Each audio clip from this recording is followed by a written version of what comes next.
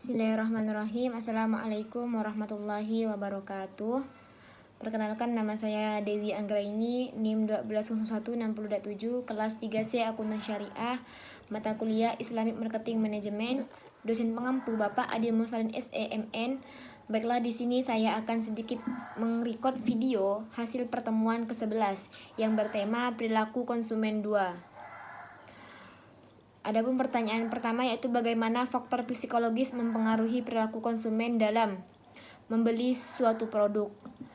Faktor psikologi mempengaruhi perilaku konsumen dengan menerapkan 3 faktor yang ada, yaitu yang pertama motivasi, yang kedua persepsi, dan yang ketiga keyakinan dan sikap. Adapun pertanyaan yang kedua, apa yang dimaksud dengan faktor sosial? Menurut Bloom dalam Sutradara 2098, faktor sosial adalah faktor yang meliputi hubungan kekurangan, pelanggan, pekerjaan, kebebasan berpolitik, dan hubungan kemasyarakatan. Yang ketiga, bagaimana faktor sosial mempengaruhi perilaku konsumen dalam membeli suatu produk. Yang jawabannya itu faktor sosial mempengaruhi perilaku konsumen dengan 3 faktor, yaitu yang pertama kelompok referensi, yang kedua keluarga, dan yang ketiga peran dan status. Yang selanjutnya yaitu apa yang dimaksud dengan sikap.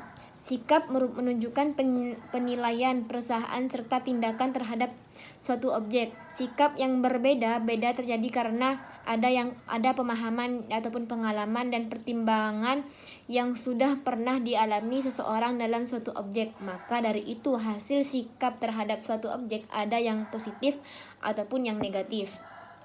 Selanjutnya itu bagaimana sikap konsumen mempengaruhi perilaku konsumen dalam membuat suatu produk. Yaitu sikap konsumen dalam mempengaruhi perihal konsumen dalam membeli suatu produk dengan beberapa faktor, yaitu yang pertama faktor kebudayaan. Kebudayaan merupakan penentuan keinginan dan perilaku yang paling mendesak untuk mendapatkan nilai persepsi. Yang kedua yaitu faktor sosial. Kelas sosial merupakan pembagian masyarakat yang relatif homogen dan permanen yang tersusun secara hierarkis dan dalam faktor sosial dan memiliki faktor-faktor yang lainnya. Yang ketiga itu faktor pribadi, didefinisikan sebagai karakteristik psikologi seseorang yang berbeda dengan orang lain yang menyebabkan tanggapan yang relatif, konsisten, dan tertahan lama terhadap lingkungan. Adapun pertanyaan yang ke-6 yaitu apa yang dimaksud dengan persepsi.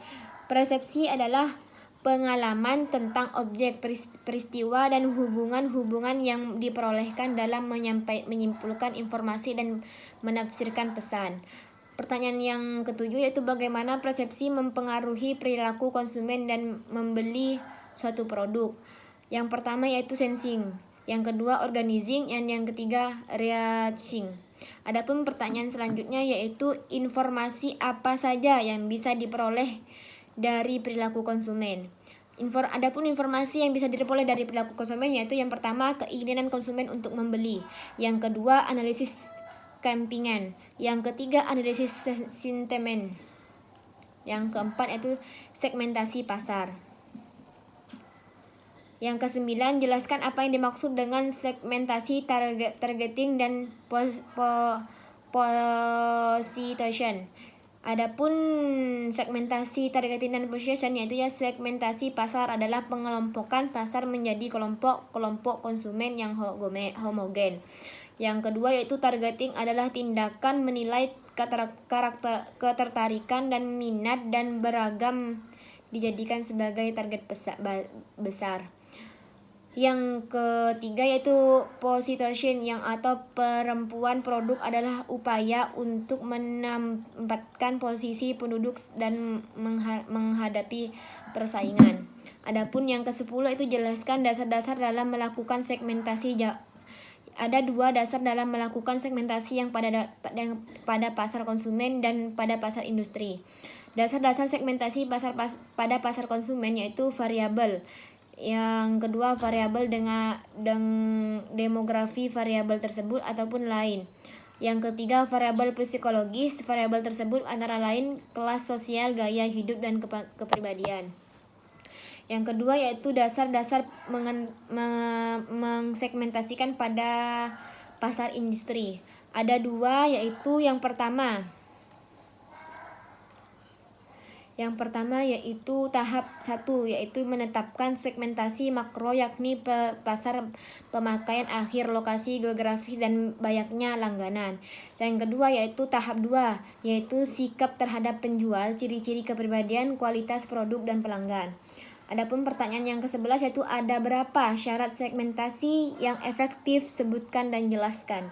Ada berapa syarat segmentasi yang efektif, yaitu yang pertama dapat diukur atau mensuradaan adalah segmen pasar harus dapat membantu perusahaan di dalam mengukur. Yang kedua yaitu dapat dicapai ataupun segmen tersebut harus mudah dijangkau untuk dilayani. Yang ketiga cukup besar ataupun cukup menguntungkan atau adalah segmen tersebut harus besar dan pamflet untuk dilayani. Yang keempat yaitu dapat dibedakan ataupun didefinisikan adalah segmen tersebut harus dapat dibedakan dengan jelas, dapat dilaksanakan ataupun actionable.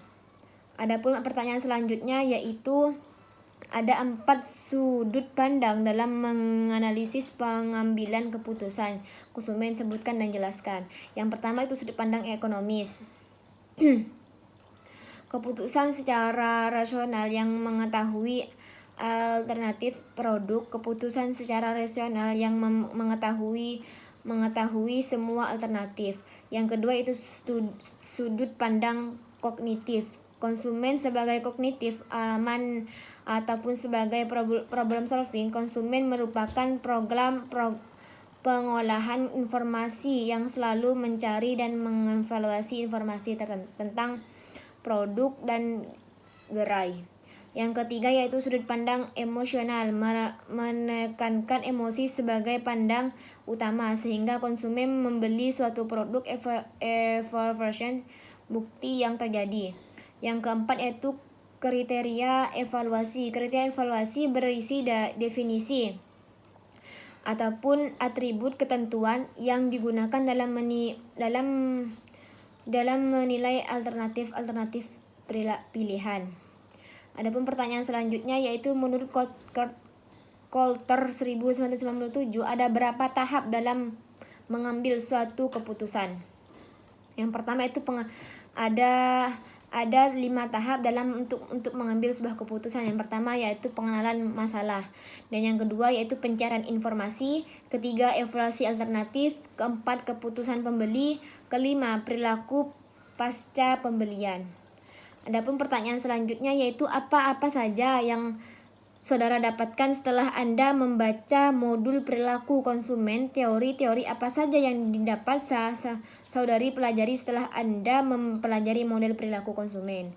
Setelah saya membaca modul perilaku konsumen yang telah diberikan, banyak sekali teori-teori yang saya dapatkan, yaitu saya dapatkan mengetahui apa saja manfaat-manfaat dari faktor yang mempengaruhi perilaku konsumen, dan saya juga bisa mengetahui faktor-faktor apa saja yang dapat mempengaruhi dalam proses pengambilan keputusan untuk membeli, yang tentunya nanti teori-teori yang sudah saya dapatkan ini dapat saya terapkan dan bisnisnya.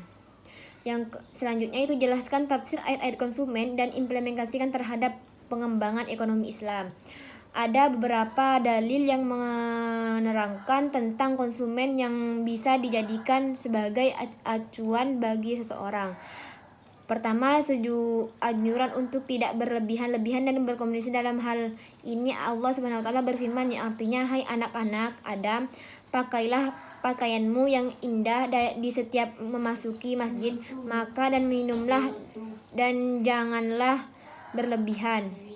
Mungkin hanya itu yang bisa saya sampaikan, kurang lebihnya mohon maaf. Wabillahi taufiq wal hidayah. Assalamualaikum warahmatullahi wabarakatuh.